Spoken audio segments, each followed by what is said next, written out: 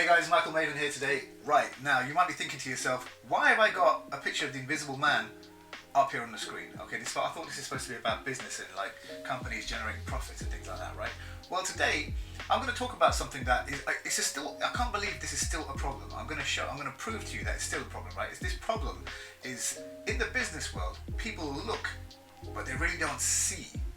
And as I work with companies to help them grow their sales and revenue, this is a problem that I always see. It's just constantly just appearing.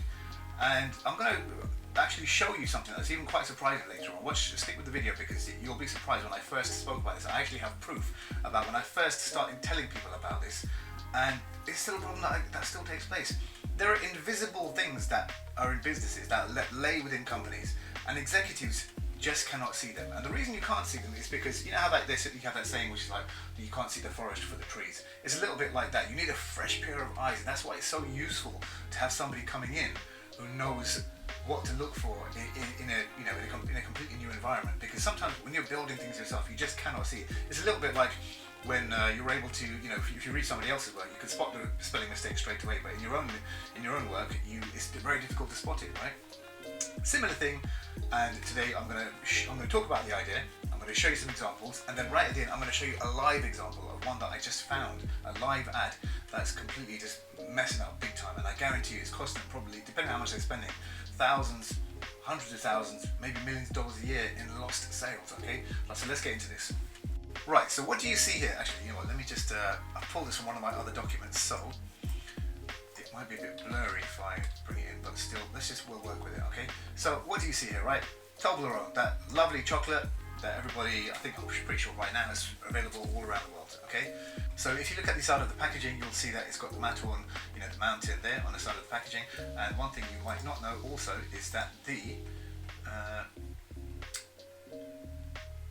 Maton is also said to be the inspiration behind the unique triangular shape of the Toblerone chocolate, right? So Toblerone and Maton have got a very close association. But one thing you might not know is that if you take a look at this Maton, right, Toblerones are actually produced in a city called Bern, right, which is a Swiss city, and Bern actually has a symbol that represents it, and that's, it's the beast. It's called the heraldic beast of Bern, and that's the bear, right? So the city of Bern actually is a very closely associated, you can see here on the right hand side, is associated with a bear.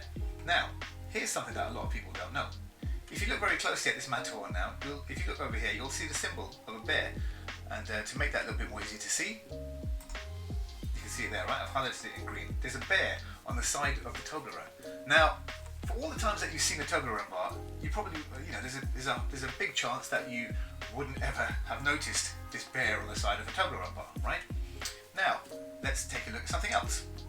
On the screen now, you see the FedEx logo. You've probably seen it hundreds, if not thousands of times before. But have you ever noticed that it's got a little white arrow there? Okay, because FedEx is a delivery company, and over here they've got a little white arrow in there.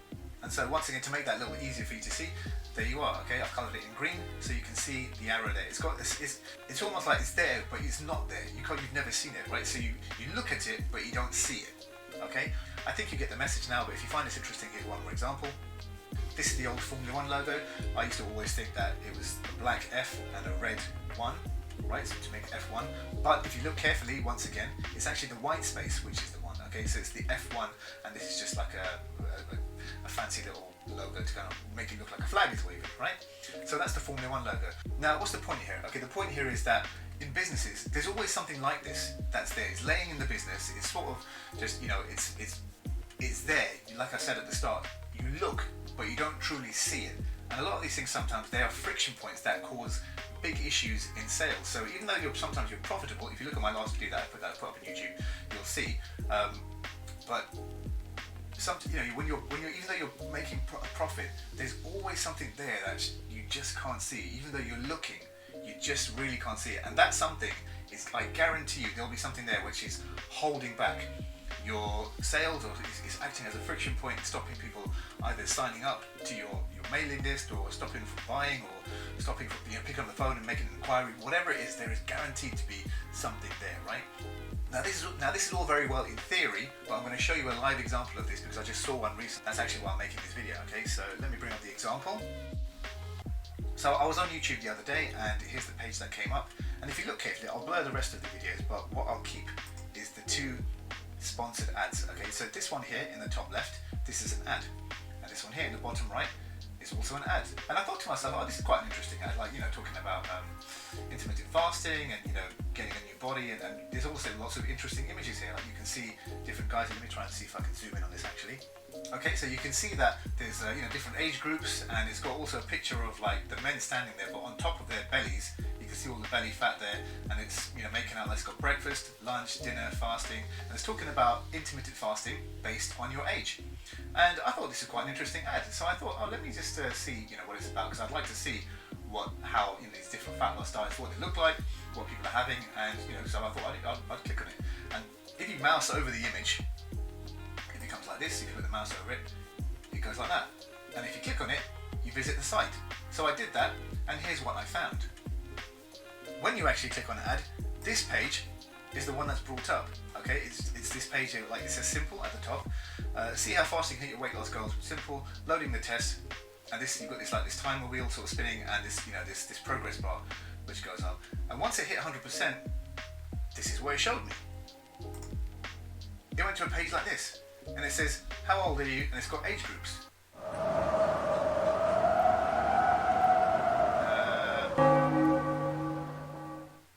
Okay. Do you see what the problem is here? The ad that I clicked was this ad here, okay? Intermittent fasting based on your age, and it's got all these images. It's interesting. I thought they were quite interesting images. And also what seems like a meal plan. Now, as soon as I clicked on the ad, it took me to this. Now, this is a huge disconnect. Okay, the image and the ad and all the promises that brought me here are nowhere to be seen. Okay, there's nothing, even the color is different. This is black, and the other landing page is blue. Also, these images, there's none of these images. There's nothing here that even says intermittent fasting on the landing page, nothing about age, nothing about meal plans, or even, especially these interesting images. Even if one of these images was on the page, at least it would sort of let my brain know straight away that I'm in the right place. Okay, but you can see here, it's a complete, the two things do not align at all. I absolutely guarantee you, I can guarantee right, even without looking at the stats, this page here has a big bounce rate, especially from the ad that I was just shown previously. Okay, because there's no alignment. Now, funnily enough, I've been talking about this for such a long time. I actually looked through my old files and I found this document. Now, if you take a look here, this document is from, this is a affiliate justice full manual that I created years and years ago when I was a full-time affiliate, and I would share with people how I got affiliate offers working. And one of the things was this concept I'm explaining right now. Now, if you look at the date here, 15th of March, 2009, this was nearly 15 years ago, okay, that I was talking about this concept. Now, if you look here, this, you know, that's called the AJ Full Manual, that's what this is here. And in that, on page 59 of 79, back then I was talking about pay-per-click. I guess that YouTube ad is still pay-per-click, right? But it needs to go, this is how it works. Pay-per-click keyword to the ad, sales page, order page, thank you page. Now, everything needs to be aligned and related nicely. Okay, so this is like, I call this concept the pay-per-click slide because it was something that everyone used to get wrong even back then. And people are still getting it wrong now. But back then, you know, this slide, this is how I describe it. The keyword, the ad, sales page, order page, and the thank you page. Everything would be aligned, and it would be like a slide. So you start at the top, and you know, the customer would just the prospect would go through and slide down, and everything would be aligned, and they would buy very easily. Nice friction-free sales process. You need that. Okay, but in the example I just showed you, this is what it looks like. It's very inconsistent. Okay, and over there, between the actual ad and the sales page, or the landing page, should I say, it's incongruent. It's inconsistent. Okay, and there's a big red marker there. So as soon as people hit when they come from the ad and they land on the, you know, that landing page I just shown you, there's a big thing which says go. It's like an alarm that goes off in the head. It says, hold on, this page has got nothing on it that the previous ad, the previous click that I clicked on, it's got nothing on it that it promised me. All of this, the headline's not there, the images aren't there, the age, you know, the age bracket thing is not there, the meal plan, it's got nothing. It's got nothing, and I can absolutely guarantee you this page here is losing thousands, if not hundreds of thousands, or possibly, depending how much traffic you're running to this page, even millions of dollars a year. This is a huge friction point. And it's by fixing things like this that you're able to, like I said, if you, this is something that I feel like people might really look, but you don't truly see. And stuff like this is a huge, it just really pulls people out of the sales process. And if you want to build a profitable, and really, even if you might have profitable, this sales funnel here, I'm not saying it's not profitable, it might be making money, but the fact that it's making money doesn't mean anything, because it could be making more, it could be making double or triple what it's making right now. And what I can say is a lot of the potential of this sales funnel, this sales process here, is being wasted. Cash is being leaked away, potential sign-ups and sales, they're being leaked away, and it's through stuff like this. So you have to be very, very careful, okay, to align all your sales, your entire sales process from before someone's even heard of you. Then they click on your ad, come to your landing page, or come to your sales process. They might phone in, they might talk to a salesperson. The salesperson has to be aligned with where they came in and what the ad they saw, and all of that. It's very possible to build that, but a lot of people don't do it today. And these are sort of things that can make a difference for a company generating,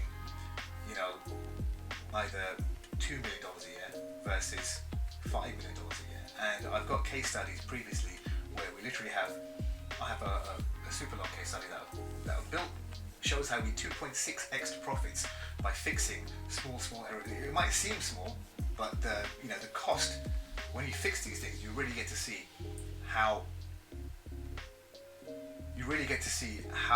damaging they are to a sales process. And I'll actually play the audio, because when I worked on something like this for one of my previous clients,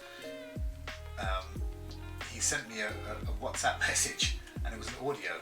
And from his first look at where they, from what they used to have before to what they have now, his reaction is really quite funny. But I'll add it onto the end of this video so you can hear it. But it really is. It's really eye-opening. Okay, so the reason I'm making stuff like this is so I don't want you guys to make this mistake.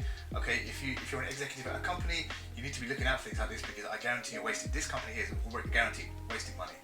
If you have a business, you need to be aware of things like this so that you know how to align everything up beforehand, before you make it available to the public and have things client-facing.